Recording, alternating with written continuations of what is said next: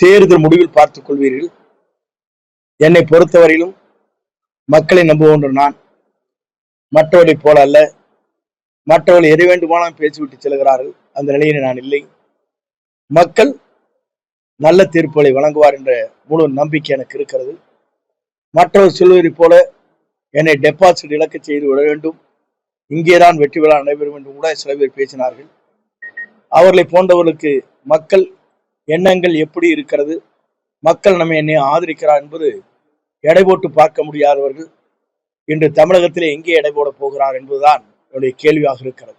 பிஜேபியில் வேட்பாளர் பட்டியல் வெளியே இருக்குது. அண்ணாமலை போன்ற முக்கிய தலைவர்களுக்கு வாய்ப்பு கொடுக்குறீங்க, அதை பத்தி பிஜேபியை பொறுத்தவரையிலும் நயனா நாகேந்திரன் முடிவு. அதே நேரத்தில் நயனா நாகேந்திரனை பொறுத்தவரையிலும் அதிமுகவுக்கு சாதகமாக அதிமுகவில் இருந்திருக்க வேண்டும். அவர் தலைமையை ஏற்பது அந்த இயக்கத்திற்கே இன்று 11% 5% மாறி இருக்கிறது. தலைவருங்கிற தகுதியை விட்டுட்டு கீழே இறங்கி அனைத்து அரசியல் கட்சி தலைவர்களையும் ரொம்ப தரக்குறைவாக பேசுற எடப்பாடி பேசிட்டு இருக்காரு. எல்லாரும் குற்றச்சாட்டுறாங்க. அதை பத்தி அவரை பொறுத்தவரையிலும் தோல்வி பயம் வந்துவிட்டது. அதுதான் அவர் காரணம். எல்லோருக்கும் சீட்டு கொடுக்கிறேன்னு சொன்னார்கள், எல்லோரும் பணம் கட்ட சொன்னார்கள். கடைசியிலே பல பேருக்கு திருப்பதியிலே போய் அந்த நாமத்தை கையிலே கொடுத்து விட்டார். பவானிசாகர் தொகுதி பொறுத்தவரைக்கும் தொடர்ச்சி அதிமுக வெற்றி பெற்று அது நிலைகள் வேறு. புரட்சித் தலைவர் அம்மா இருக்கும் வரை வெற்றி உண்டு.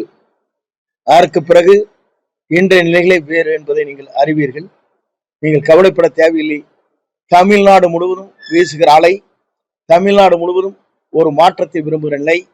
இந்த நிலையிலே தமிழ்நாட்டில் நாளை ஆட்சி ஆளப்போவது தமிழக வெற்றி கழகத்துடைய தலைவர் விஜய் அவர்கள் என்பதை நாட்டு மக்களே இன்று தெல்ல தெளிவாக வாக்கு அளிப்பதற்கு தயாராக இருக்கிறார்.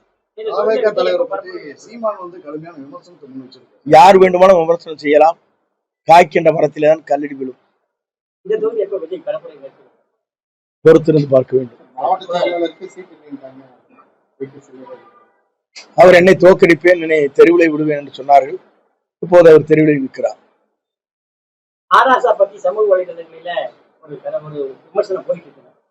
அவரை பற்றியெல்லாம் நாம் சொல்லிக் கொண்டே இருந்தால் கடைசி கட்ட கிளை செயலாளர் வரைக்கும் நீங்கள் கேட்பீர்கள். அதற்கெல்லாம் பதில் சொல்ல